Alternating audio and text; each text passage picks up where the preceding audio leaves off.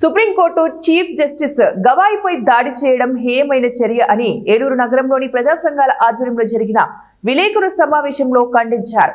ఈ సందర్భంగా జాతీయ కార్యదర్శి మెండం సంతోష్ కుమార్ మాట్లాడుతూ సుప్రీంకోర్టులో విచారణ జరుగుతూ ఉండగా లాయర్ సిజేఐపై దాడి చేయడం పట్ల తీవ్ర అభ్యంతరం వ్యక్తం చేశారు.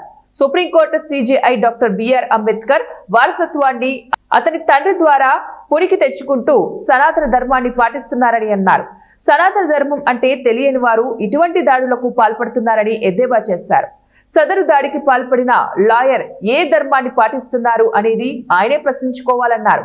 ఇటువంటి దాడులకు పాల్పడితే ఎవరు ఊరుకోరని హెచ్చరించారు. జాతీయ ప్రధాన కార్యదర్శి ఆల్ ఇండియా అంబేద్కర్ సంఘం ఈ నెల 6వ తారీఖున భారతదేశం అత్యున్నతమైన న్యాయస్థానానికి సీజేగా పనిచేస్తున్నటువంటి బిఆర్ గవాయ్ గారిపై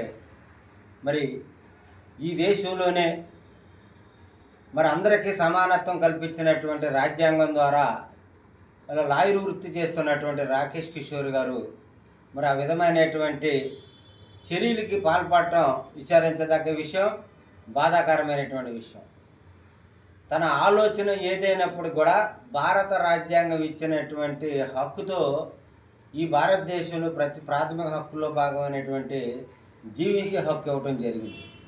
అలాగే ఆ అత్యున్నతమైన న్యాయస్థానం అయినటువంటి గవాయ్ గారు చీఫ్ జస్టిస్ గవాయ్ గారు ఏదైతే మనువాదం చెప్తుందో ఆ మనువాదం ప్రకారంగా ఏర్పడినటువంటి సనాతన ధర్మంలో ఆ సనాతన ధర్మాన్ని వ్యతిరేకించారనే భావన ప్రజల్లో కలిగించడం కోసం కొంతమంది మనువాదంతో ఆ విధమైనటువంటి దాడులు కల్పిస్తూ చేస్తూ మేము సనాతన ధర్మానికి వ్యతిరేకంగా ఎవరైనా మాట్లాడితే మేము ఊరుకోమనే భావనతో వాళ్ళు మాట్లాడటం అది రాజ్యాంగ వ్యతిరేకమైనటువంటి చర్యగా మేము ప్రకటిస్తున్నాం.